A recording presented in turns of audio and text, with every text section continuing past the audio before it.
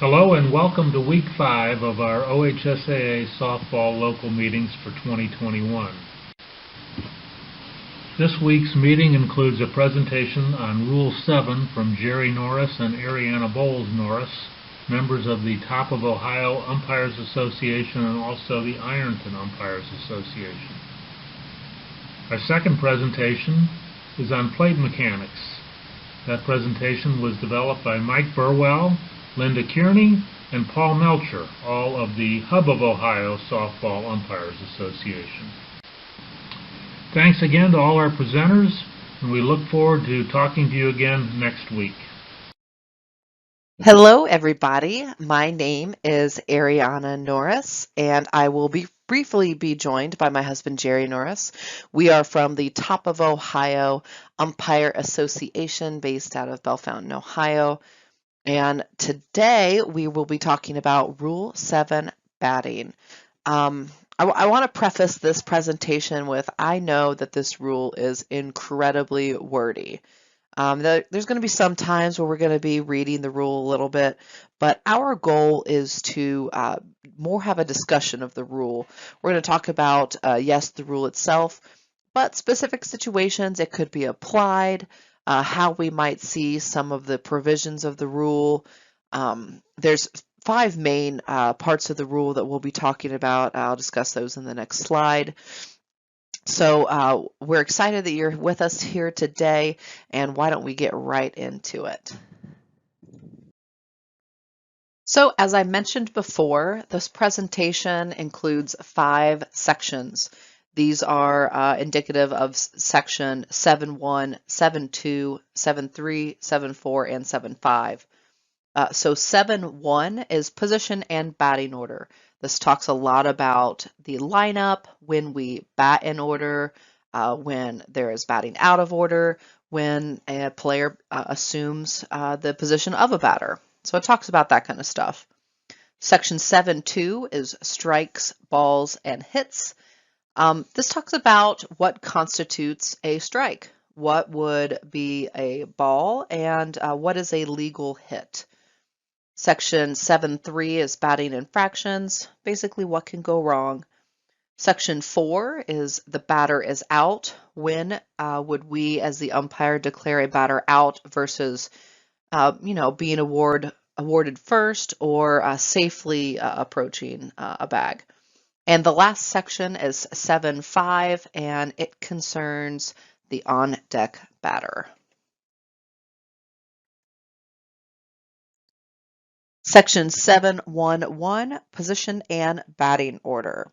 So each player of the team at bat does not become a batter until they take their position within the batter's box, whether that be on the left or right side of the plate, depending on their preference. They are required to approach the batter's box in the order in which their name appears on the lineup card as it was given to the umpire during the pregame plate meeting. Now, this is the order that does need to be followed for the entirety of the game, except for, of course, when there is a substitute that is properly reported to the umpire. The batter is going to be considered to be in proper order if they follow the preceding player in the lineup. And this is important because that is true even if the preceding batter might have batted out of order. An improper batter is considered to be at bat as soon as they enter the batter's box and at least one pitch has been thrown. And it doesn't matter if that pitch is a ball or a strike. When the improper batter's infraction is first discovered, the time could be requested, and it is a simple replacement. We take the improper batter out, and we put the person or the player who should be there, and they will just assume the count. Now note, this is while the count and the at-bat is still going on. It is a little different after that improper batter has reached base, either that be, a walk, a hit, hit by pitch. The rule does change a little bit if they have reached base. Now, you'll see 7.1.2 after the first inning. The batter who will start each inning will be the player whose name follows that of the last batter that officially completed their time at bat in the previous inning. A common situation we'll see here is, let's say we have a batter at bat and counts 2-2, and we have a runner on first. Runner on first attempts to steal second. The catcher jumps up and throws her out on a tag. That batter did not get to complete their at-bat. So the next inning, that batter who was in the middle of their turn at bat will be the first batter because they did not get to complete their at bat. The next section is position and batting out of order. Continued here. Penalties for 7-1-1 and 7-1-2. A batter shall be called out on appeal when she fails to bat in her proper turn and another batter completes a time at bat in her place. Remember, only the defensive team may appeal batting out of order after the batter has completed her turn. When an improper batter becomes a runner or is put out and the defensive team appeals to the umpire before the next pitch, legal or illegal, or prior to an intentional base on balls, or before all runners leave fair territory and the catcher vacates her normal fielding position if the half inning is ending. The umpire shall declare the batter who should have batted out, not the improper batter. There's two things to remember. Always remember who the proper batter is and the improper batter. That's what's always helped me. I was taught by my mentors, Larry Schroyer and Eric Schroyer. They taught me that two things matter, proper batter and improper batter. The improper batter's time at bat is negated and she is returned to the dugout. All outs will stand and the runners who were not cleared out must be returned to the base occupied at the time of the pitch. If a runner advances because of a stolen base, wild pitch, or pass ball while the improper batter is at bat, the advance is legal. It's very important to know time of the pitch. Note, if any situation arises which could lead to an appeal by the defense on the last play of the game, umpires should not leave the field until all fielders have left fair territory and the catcher has vacated her normal fielding position. If teams line up to shake hands, there is little chance for an appeal, even if the defense have not crossed the foul line and umpires can leave the game at this point. No appeal made can be once the umpires have left the field. Jerry Fick always states at our clinics that a great time is to watch fielders shaking hands. At that point, you can leave the field and not worry about such appeals.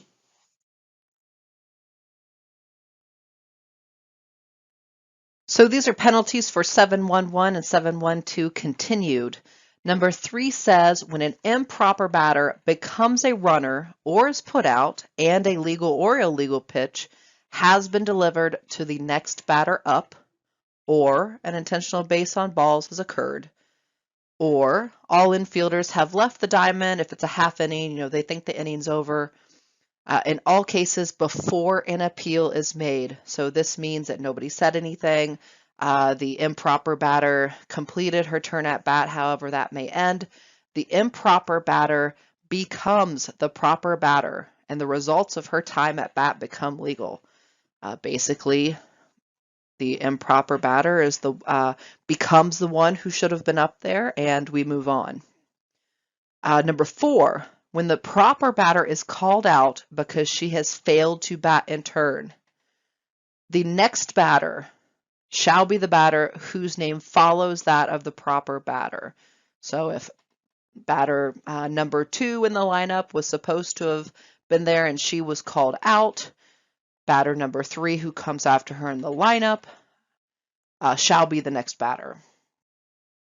When an improper batter becomes a proper batter because no appeal is properly made as above. This means that the next batter shall be the batter whose name follows that of the improper batter. The instant an improper batter's actions are legalized, the batting order picks up with the name following that of the legalized improper batter.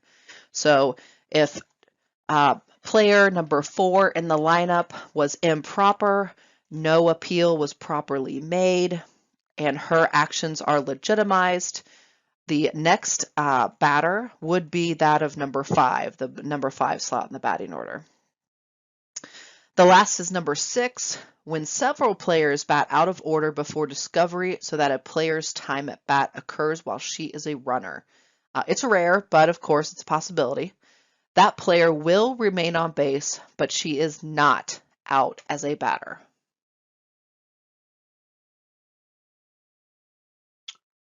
The next section is strikes. This is covered in Rule 721. A strike is charged to the batter when a pitch ball enters any part of the strike zone in flight and the batter does not swing. Remember, any part of the ball. A pitch ball is swung at and missed. A pitch ball becomes a foul when the batter has less than 2 strikes. A pitch ball becomes a foul tip, even on a 3rd strike, or a foul from an attempted bunt. A penalty strike is called because the batter delays. Remember, batters have 10 seconds to enter the batter's box. A lot of times, umpires can use some preventative umpiring here. A batted ball contacts the batter in the batter's box, which would be a foul ball. A pitch ball contacts the batter while swinging at the ball, or the batter is hit by the pitch that is in the strike zone. That would be a dead ball strike. A pitch ball, in the umpire's judgment, is prevented from entering the strike zone by any actions of the batter. A dead ball strike will be called.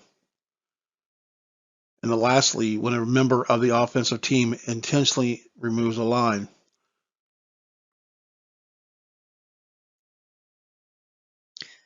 Seven two two talks about what is deemed to be a ball. A ball is credited to the batter when a pitch is either not touched by the bat, and it is not a strike, which we went over all of the possibilities for a pitch being a strike, when there is an illegal pitch, or for a catcher or pitcher's delay. You'll see here on the effect, it says any pitch that touches the plate shall be called a ball only if the batter does not strike at it. So if a pitch comes in and maybe it's a drop ball that drops too early and it hits home plate, then it is a ball. However, if the batter still decides to take a swing at it, if it hits the plate, well, too bad. That is off the table, and the pitch is then a strike. On 723, it says a foul hit or fair hit, which also may be a bunt, occurs when the pitch is touched by the bat of the batter who is in her box. You'll notice here it says in the box because we all know there are different rules of the pitch touching the bat of a batter who is outside of her box. And the exception you'll see down here is a foul tip. Now we move on to 7-3, which is batting infractions. The first one we will talk about here is delay of game on the part of the batter. So you'll see the first part says that the batter does have 10 seconds to take their position in the batter's box, as Jerry had mentioned earlier. And this is after the ball is returned to the pitcher to prepare for the next pitch, or by stepping out of the box when the pitcher is on the pitcher's plate. The penalty you'll see here in most situations is a strike. If the pitcher has brought the hands together and the batter leaves the box, at the risk of having a strike called while being out of position. For failure of the batter to be ready within 10 seconds, after the ball has been returned to the pitcher, the umpire will call a strike. And you'll also see here, if that is the third strike, the umpire will call time and declare the batter out. So it will be a dead ball and the batter will be out.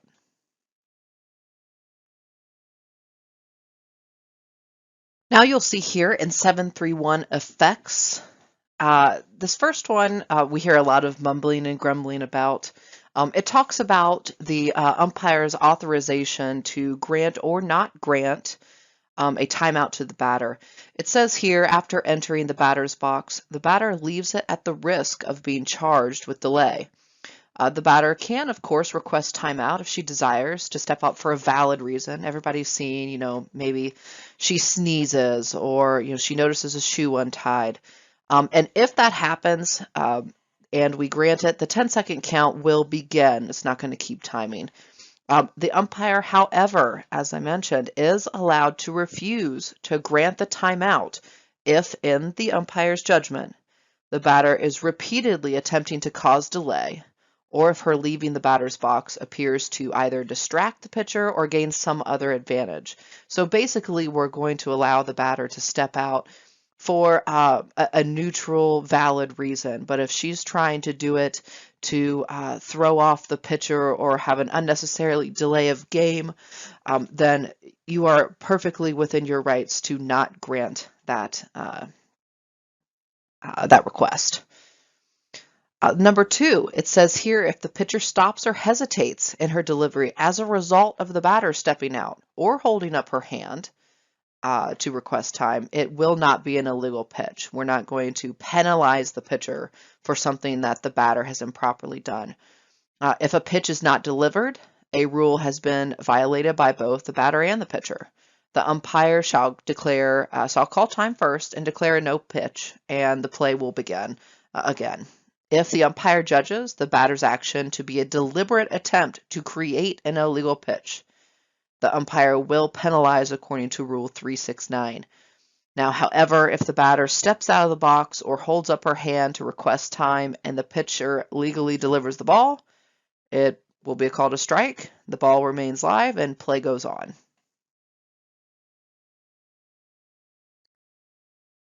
Now it says here, batting infraction 732, it talks about a pitched ball striking either the batter or her clothing. It goes into a pitched ball that is not entirely within the batter's box, not swung at nor called a strike, touches the batter or her clothing.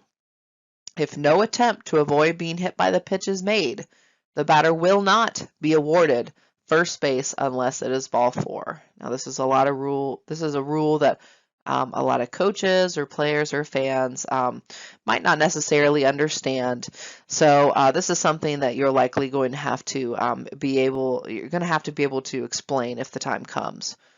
You'll see here in the penalty, if the batter made no attempt to avoid the pitch, which is not entirely in the batter's box, or she obviously tried to get hit by the pitch, the ball is dead. The pitch is a ball or strike depending on its location, and the batter will remain at bat unless it is strike 3 or ball 4. Base runners advance only if forced. Now, this is something that, again, you're going to have to be able to explain if it happens, but we all really have seen a batter either lean into a pitch or to kind of turn to take one in the back. But the big one that is going to take some really good, forceful, vocalization and being sure in yourself is if you're going to have to call a strike 3, batter is out when the batter is hit by a pitch. This is something that just be emphatic, just make sure you're confident in your call.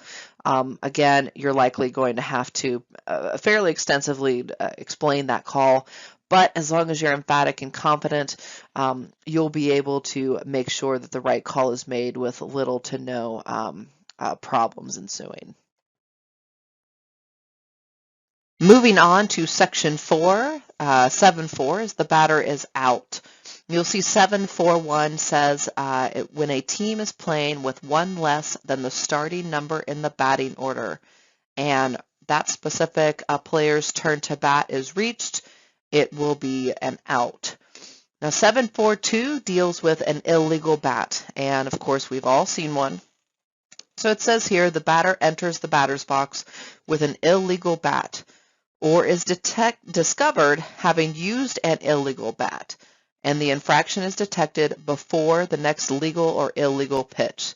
So this basically means if the batter enters the box with the illegal bat and her at-bat hasn't been completed yet, or maybe she had a hit or any other situation where she reached first or otherwise, as long as the infraction is detected before the next legal or illegal pitch. And you'll see here it says only the umpire or the defense may detect this illegal bat. If that is done, the ball is dead immediately. All runners not put out on the play must return to the base occupied at the time of the pitch. Now this is kind of the bigger note. When the illegal bat is an altered or non-approved bat, the batter and the head coach are also ejected. Last, you'll see under 742 is a note about damaged bats. Damaged bats, by definition, are not illegal and will just be removed from the game without any penalty.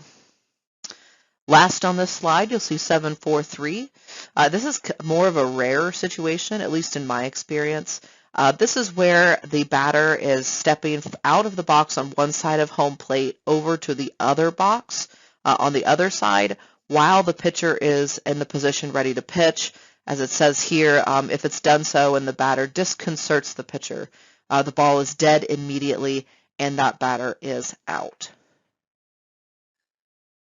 Continuing with more provisions under 7.4 when the batter is out, 7.4.4 discusses when the batter interferes with the catcher. So you'll see here it says the batter interferes with the catcher's fielding or throwing, either by leaning over home plate, by stepping out of the box, by making any movement which hinders action at home after the pitch reaches the catcher, or the catcher's attempt to play on a runner. So whether that is attempting to throw somebody out at first, a pickoff, anything like that. Or lastly, you'll see here the batter failing to make a reasonable effort to vacate a congested area when there is a throw to home and there is time for the batter to move away. You'll see here the penalty is that the ball is dead immediately. Runners must return to the last base touched at the time of the interference. So timing and paying attention to where other runners are, corroborating with your partners is very, very important in this situation. 7.4.5 is everybody's most straightforward out, that is when a third strike is caught. You'll see here on 7.4.6, I believe there's at least one more. It says omitted. This is a provision that speaks specifically to slow pitch only, and seeing as in the OHSAA we only deal with fast pitch, we have removed that from the presentation. 7.4.7 discusses when a third strike is not caught and there is a runner at first base and there's less than 2 outs.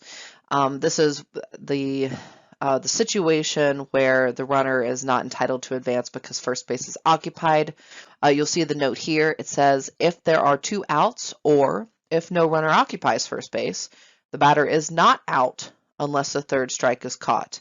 The batter is entitled to try to reach first base before being tagged out or thrown out. So if there's less than 2 outs and there's a runner on first base, third strike isn't caught, the batter is declared out.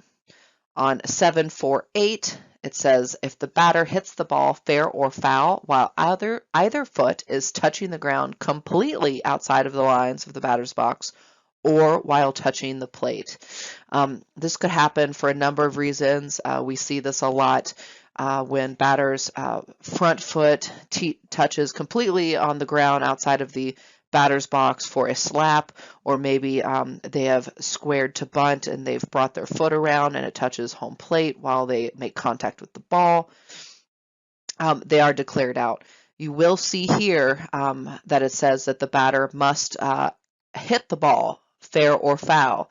Now, if they are outside of the box and they swing and they don't make any contact, it is nothing. They do need to make contact with the ball. On 7-4-9, a bunt on a third strike is foul. Of course, the batter is out. You'll rarely see this because coaches normally will tell them to stay away from the bunt with 2 strikes, but of course it does happen.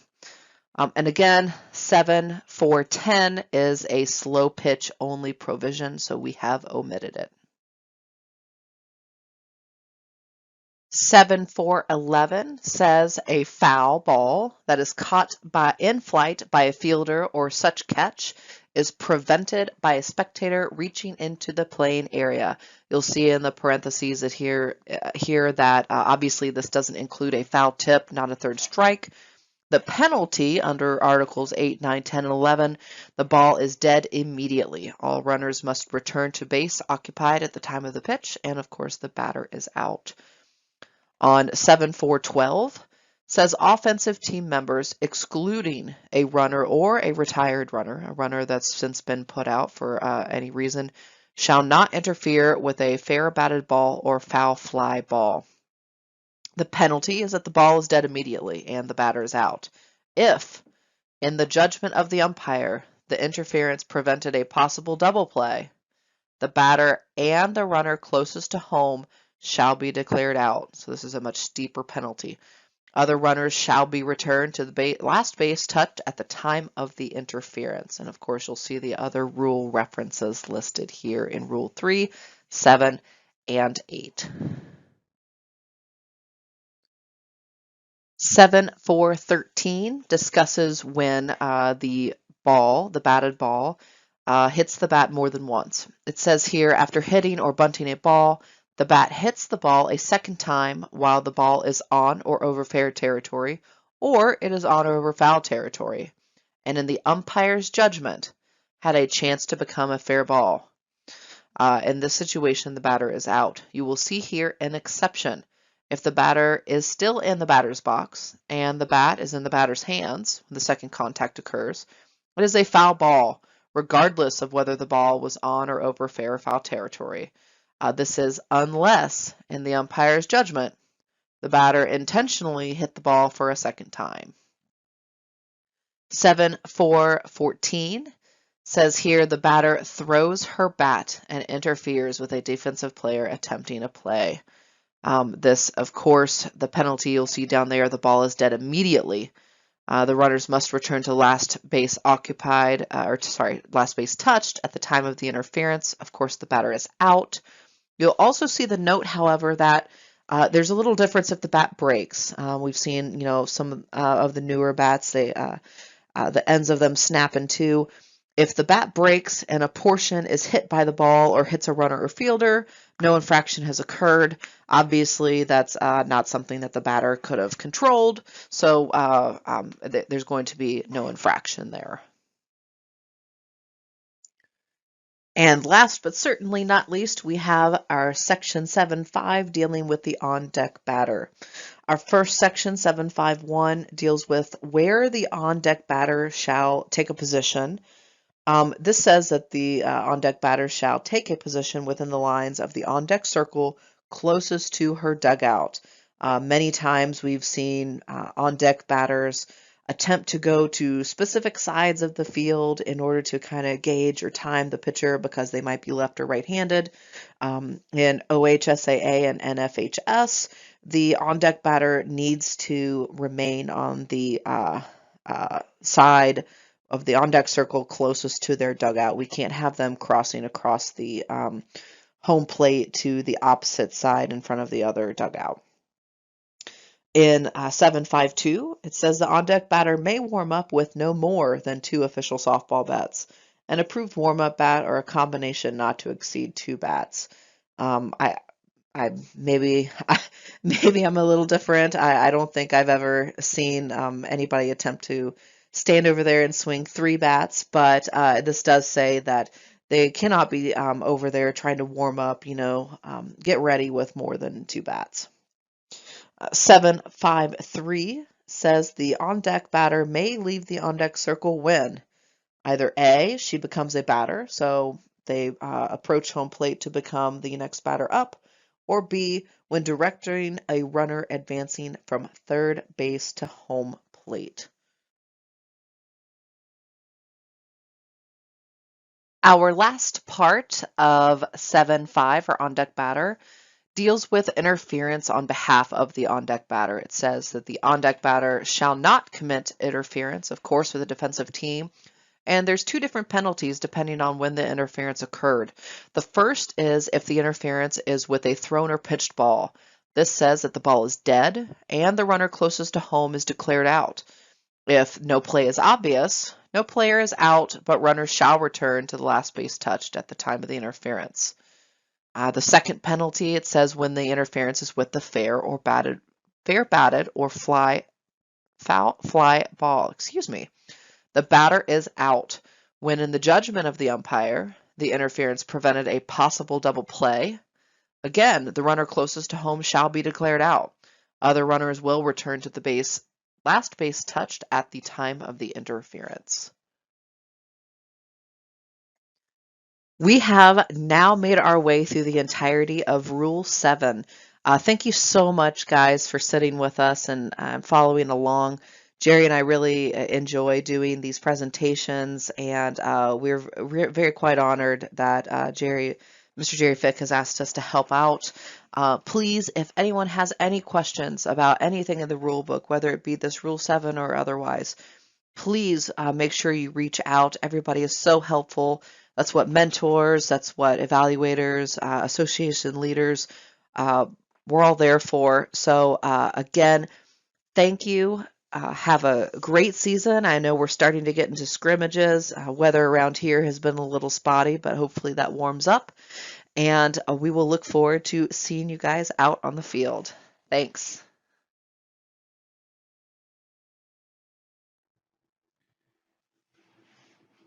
Thank you for investing the time and reviewing our presentation on the key essentials to working the plate and calling pitches. My name is Paul Melcher. I'm the Secretary-Treasurer for the Hub of Ohio Softball Umpires Association in the Central District. In addition to myself, this presentation was pulled together with the assistance and help of multi-state game umpires Mike Burwell and Linda Cairney, and we look forward to sharing some of our experience and knowledge with you. Before I get started, I do want to express our appreciation for the Ohio High School Athletic Association allowing us to share these type of learnings and opportunities with you, and the support of our Director of Development for Softball Umpiring, Jerry Fick. So our presentation will last approximately 30 minutes and cover topics. So our presentation will include the following issues and topics that we'll cover. So starting the game begins the night before, which is the first topic. Upon arrival at the game site, what steps do we need to take to set ourselves up for success? Covering ground rules. What are some of the key elements in covering ground rules? And then what happens when the game starts? Once the game starts, we're going to talk about the National Federation strike zone specifics and expectations. We've got a couple of diagrams we're going to share with you relevant to the strike zone. And we are going to show you the umpire setup and behind the plate with a diagram and video. Talk about working the slot. In addition to that, talk about the importance of having the appropriate plate equipment to feel comfortable behind the plate. And the last three elements that we will cover include essentials to calling a pitch, calling a strike, including calling a strike three, calling a ball, and a couple other elements to wrap us up. So as we get started and we're ready to kick off the game and get the ball rolling, we talk a lot about preparation and making sure that when we show up to the game site that we don't have any distractions. And in order to do that, our preparation really starts the night prior to the game. So what do we do? What are some of the things on our checklist prior to the night that we are going to work? So number one, equipment check. Is all of our equipment in working order? Is it ready and prepared for the game action that we're going to participate in the next afternoon or evening? In addition to that, would suggest that we always check the weather. So check the weather for potential inclement weather and whether or not the playability of your game will be impacted by the weather. And number two, to make sure that you are equipped properly with the appropriate amount of clothing and being able to either stay warm enough or stay cool enough based on the forecast and temperature for game day.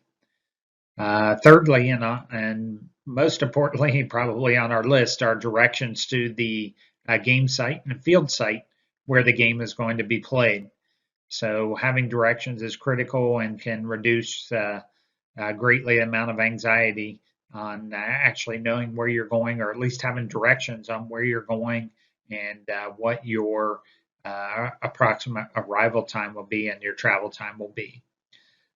In addition to that, would suggest that on the night before the game that in some form or another that you confirm with your partner, exchange cell phone numbers with your partner. This could either be via text communication or via email communication.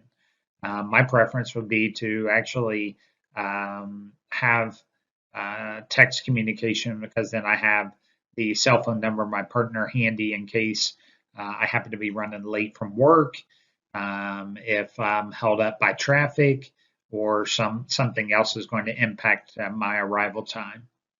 In addition to that, if possible, I would suggest doing some research and digging into team records and conference records. So what kind of game are you about to walk into? Is it a game that is going to impact possible rankings in the conference? Do these two teams have some history? Is it a rivalry game? Those type of things all can help with your game preparation and preparing yourself to successfully work that contest.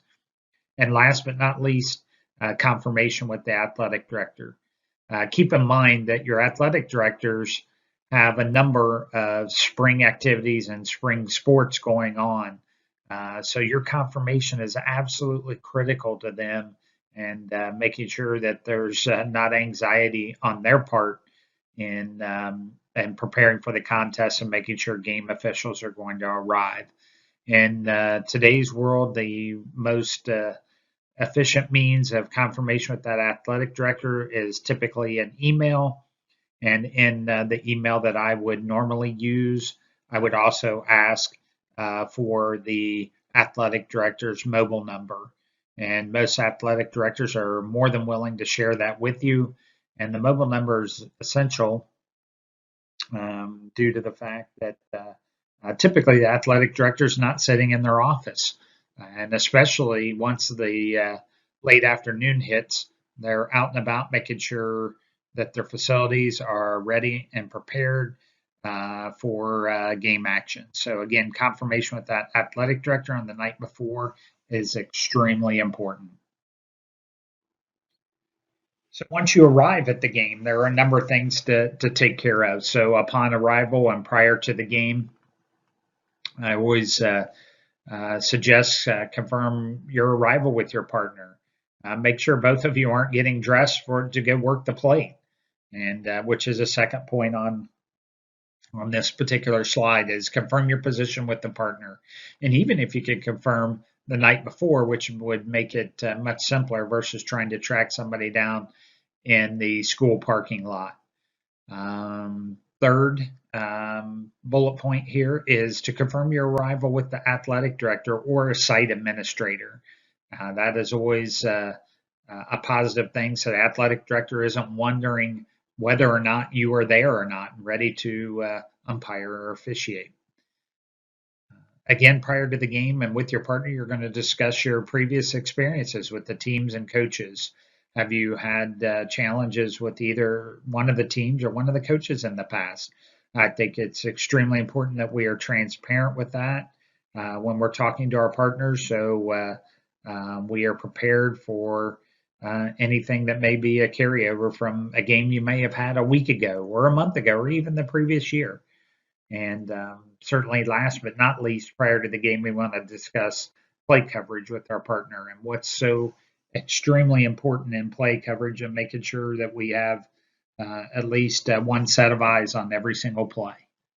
So, in addition, upon arrival, we'll talk through our pregame conference. So, in our pregame conference, and we'll talk a little bit more about this later in this presentation, is that our plate umpire delivers the pregame conference. This includes the ground rules. During that pregame conference, there are no balls thrown or hit. It's simply a safety issue, making sure that we don't have somebody hitting ground balls and throwing balls that could potentially hit somebody unsuspecting in our plate meeting. Typically, our pregame conference in a high school game is 5 minutes prior to the start of the game. At that meeting, we exchanged lineups, and as umpires and officials of the game, we want to go through those lineups and make sure that they look like they have prepared and have somebody in each position, and do a little bit of preventive umpiring at that point. And based on our requirements by the National Federation and Ohio High School, our pregame conference is also our time to confirm with the coaches that all of their players are legally and properly equipped. So as I mentioned, we talk a little bit more about ground rules, and those ground rules are delivered by the plate umpire. We don't ask the coach to deliver them. The plate umpire delivers the ground rules. So as a result of that, the plate umpire needs to make sure that they touch base with the coach, the head coach, prior to the game, and make sure that they're on the same page relevant to ground rules. We're pretty fortunate at this point that many of our fields where we play are enclosed parks and closed fields, and we're pretty fortunate from a facility standpoint, but there are opportunities, especially at the lower level, junior varsity and below, where we're going to have to deal with some unusual field conditions and those type of things, to make sure that those things are addressed, and then you deliver, as the plate umpire, the ground rules at the plate meeting. So you want to make sure that you address unusual conditions, care for potential spectator interference prior to the game. I would not personally take that responsibility, but I would ask the coach to handle that. For areas not marked, establish imaginary lines for out of play and in play. And last but not least, determine out of play areas. That will certainly help with your game management. Again, I cannot emphasize enough, but the ground rules should be delivered by the plate umpire at the plate meeting. Once the game starts, it sounds simplistic, but we want to get off to a strong start and make sure everybody's aware that the game is ready to start. So the plate umpire simply calls play ball. Our umpires determine the playability of the field, especially after the first pitch. It's not a negotiation with the coaches. It is a common sense decision based on safety, and those factors go into helping us determine whether or not the field is playable. Another non-negotiable, and one thing that is extremely important, is that we are consistent in enforcing our thunder and lightning rule as written. And please make sure that you read through that and are aware of that. It is pretty simple, but it is critically important that we are consistent when it comes to that, and we do not deviate that for our own personal safety as well as the safety of our participants and coaches. And if we happen to be working a doubleheader or possibly even a triple header, subsequent games, the second or third game, the start of those games are determined by the umpires and whether or not the field is playable for those games. So now we're going to jump into talking about the strike zone specifics and some of the mechanical things that we can do to ensure that we are consistent, and the things that we need to do night in and night out to get the strike zone to a point where we are accurate and hopefully consistent amongst umpires. So some of the National Federation strike zone specifics are as follows. So obviously it's a space over home plate. When we talk about height, we're talking about between the batter's forward armpit and top of the knees when the batter assumes a natural batting stance. Any part of the ball passing through the strike zone of flight shall be considered a strike. The next diagram is a fantastic tool to use as you determine what the strike zone is going to be in a normal stance. And I'm going to go ahead and move forward to the diagram. As you can see, the top of the knee to the armpit. So any space over home plate, just as this diagram indicates. So we want to make sure that we don't per se call so-called ankle burners as strikes. Of course, we want to find as many strikes as possible and give our game some flow, but don't take away from the kids by calling strikes that are below the top of the knee. So make sure that we are consistent with this particular practice, and it certainly helps when we are consistent night to night, and that we don't hear the old saying that that's not where they called it last night. So that's kind of the last thing we want to hear. So this diagram is a perfect example and tool to use within your associations and your teachings with your umpire groups. So speaking of approved plate stances, so some things to help you call that accurate strike zone. So there are a couple of approved plate stances. Heel to toe is the most common. In addition to that, there's the Jerry Davis stance, modified Jerry Davis stance, and the box stance. As a quick reminder, especially for those that may work baseball as well, is that the scissor stance is not an approved stance for softball in the state of Ohio. But the following are, again, heel to toe, Jerry Davis, modified Jerry Davis, and the box stance. As you can see in this particular diagram, there are a number of things that are critically right in this umpire stance. Eyes are at appropriate height, the proper height. We've got a good body tilt. And we got a good heel to toe relationship in this particular diagram and this umpire, and their relationship as far as spacing with the catcher in this particular diagram is something that we would want to follow and incorporate into our game. So again, this is a perfect heel to toe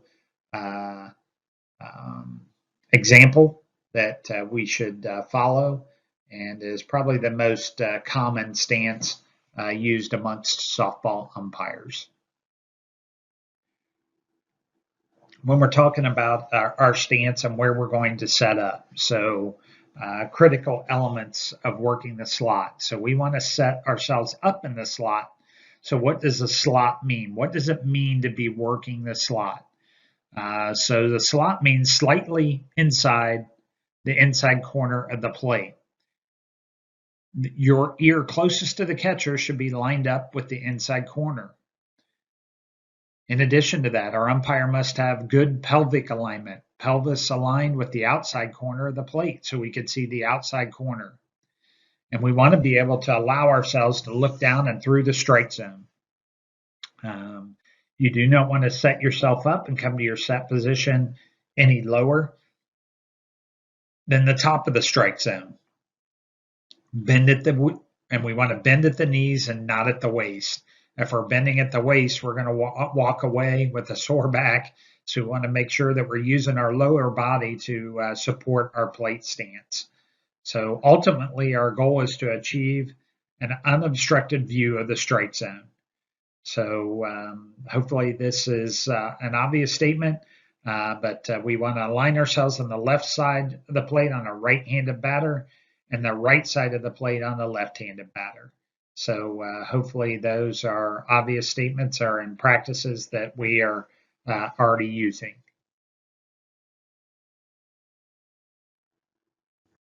Here are a couple diagrams that demonstrate our proper positioning in the slot. The one on the left is one where this particular umpire is lined up directly behind the catcher. So this is not going to give you an unobstructed view of the outside corner and that ball crossing the outside corner on a pitch crossing the plate. The one on the right is more of a picture of what we want to see and working the slot, and does give you a good view of the outside corner and being able to look down through the strike zone.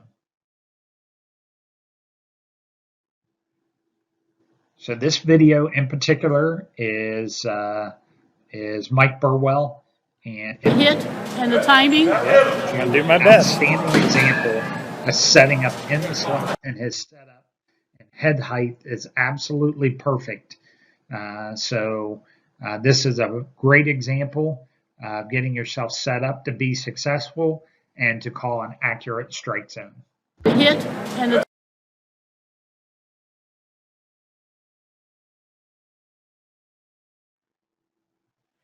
So feeling comfortable in the slot, and maybe we should have started here with purchasing the appropriate plate equipment, because to feel comfortable in the slot, you've got to feel like that you're equipped. And when we're working the plate, the reality is that there are times where we're going to take a foul ball, or we're going to get hit. So prepare yourself for that. Prepare yourself to feel comfortable working the slot, and in doing that, purchasing the appropriate plate equipment. And purchasing the appropriate plate equipment, it includes the following list: a chest protector that you're comfortable with. In addition to that, plate shoes. I highly recommend invest in those two particular pieces of equipment to feel comfortable working the slot. Shin guards. I know there are a number of variations that people wear shin guards, so choose what makes you feel comfortable.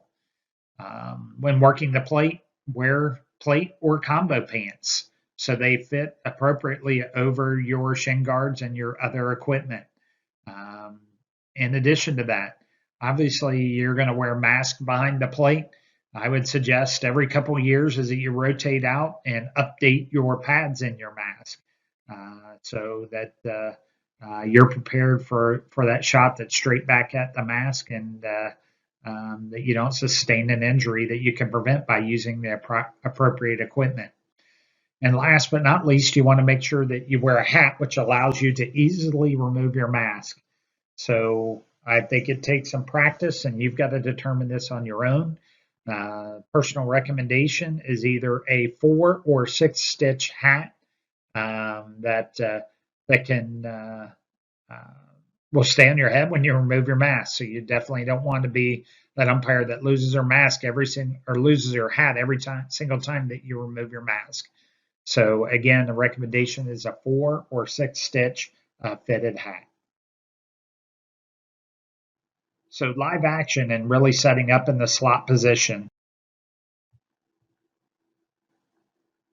So as you can see, Mike was set up in the slot position, and in this particular case, and in this diagram, another picture of an umpire with an excellent setup when it comes to getting a good view of the outside corner and looking down through the strike zone. So a couple facts in this particular case is that this particular umpire is using the equipment, the protective equipment, which is facing front. We don't face sideways. We don't sidewind and get an angle. we face forward. A good heel-to-toe relationship in this particular diagram.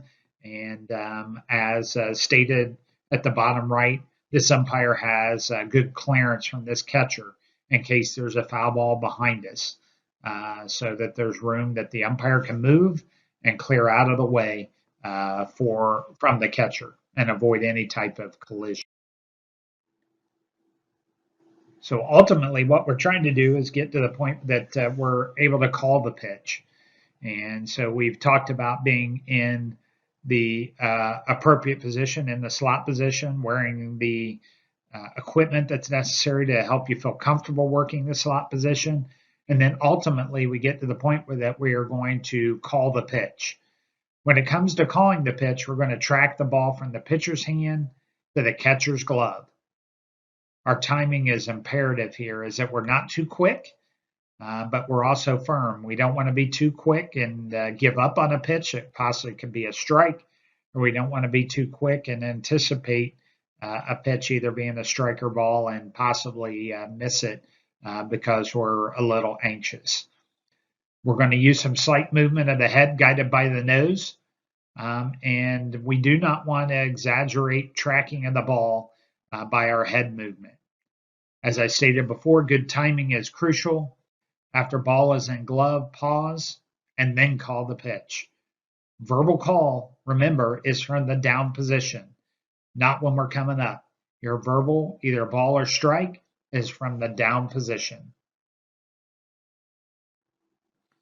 In this particular video, you can see that Mike has done an outstanding job of tracking this particular pitch with slight head movement and is following the ball to the glove.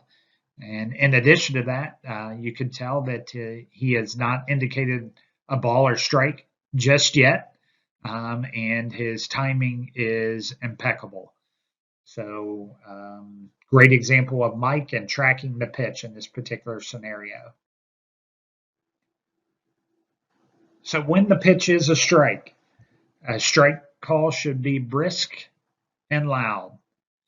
Umpires should rise without moving feet and at a 90-degree angle, deliver a hammer with a closed fist. We're projecting confidence when we're calling this strike, and we are making sure that everybody is aware that that pitch is one that will be a strike and will be a strike all day. Any swinging strike should be a visual only. No verbal is necessary on a swinging strike. When the pitch is a ball, balls should be short and crisp and called from the down position. Quick reminder, again, balls and strikes and our verbals are delivered from the down position. Good timing is crucial. With the movement of today's pitchers, do not be too quick to give up on a pitch. A half a second slower is better than a half a second too quick. So if you need to talk yourself into being a little bit deliberate, then I would suggest that you do so. The pitch is strike three. There's a strong verbal and a strong visual. Typically, on strike three, we have a little bit of uniqueness that we want to incorporate into our call. And our strike three call should deviate from our normal strike call to a certain degree. We are not trying to be part of the show per se, but we do want to demonstrate a little bit of deviation on our strike three call from our normal strike call. So whatever that works, however that works for you, is that may take some practice and repetition on your part. The biggest couple of things that you want to remind yourself is that ideally you want to keep your head forward in case something happens in front of you and you don't want to miss it. So keeping that head forward and keeping your eyes on the ball and the action is extremely important even on that strike three call.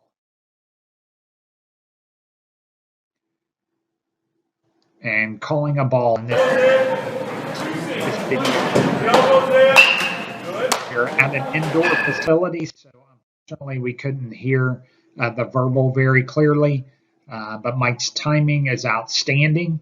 and waiting for the ball to hit the mitt in this particular case, and indicating whether or not we have a ball or a strike. All right, our next steps in working the plate include delivering the count. When you give the count, balls and strikes should both be given at all times. Balls on the left hand and strikes on the right hand. Rotate the hands, not the body, when delivering the count.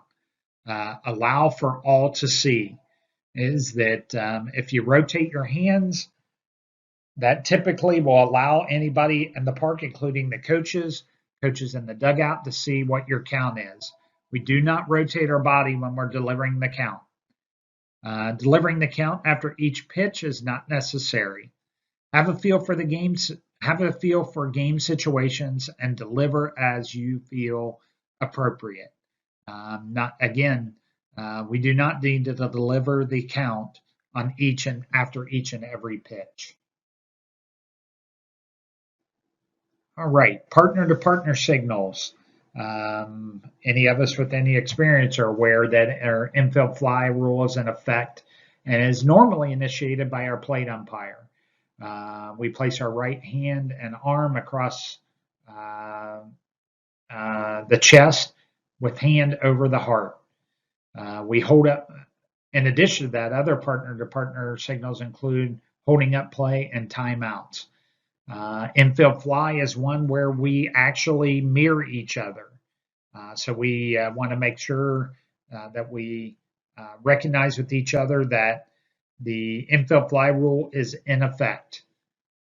When we're holding up play, we want to make sure that everybody's aware that we're holding up play. We don't want a pitch to be delivered and we're trying to hold up play. So when we're holding up play on a right-handed batter, raise the right arm above the head with palm open and facing the pitcher.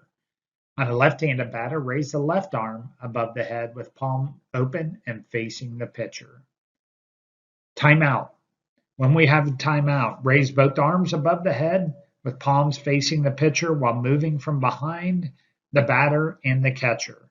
And you don't want this to be in question. It's something that you want to be firm with and strong with moving forward. So again, some partner-to-partner signals include indicating to each other that you have the infield fly rule in effect. Number 2 is, are we holding up play?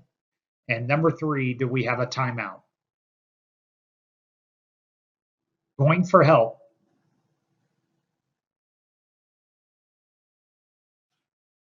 It has become common practice for us to go for help. Our whole idea is to get the call right, and that's our whole objective all the time, is to get the call right. There are times, though, that we do not go for help. Judgment calls, such as out safe call at first base, are not calls that we ask for help on.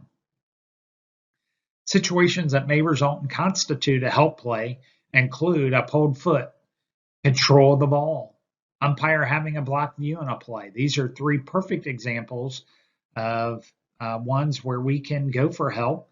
And again, ultimately, our goal is to get the call right, get the play right.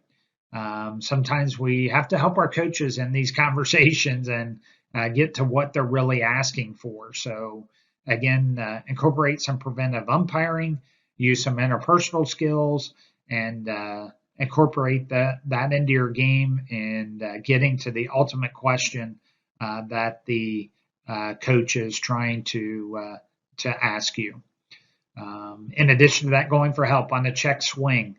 At the plate umpire's already determined a strike call, we do not go for help. When the plate umpire asks the base umpire for help, the base umpire should respond with a verbal yes on the offer and a strong hammer signal. On the pitch without an offer, the base umpire should respond with a verbal no and a strong safe signal. Other critical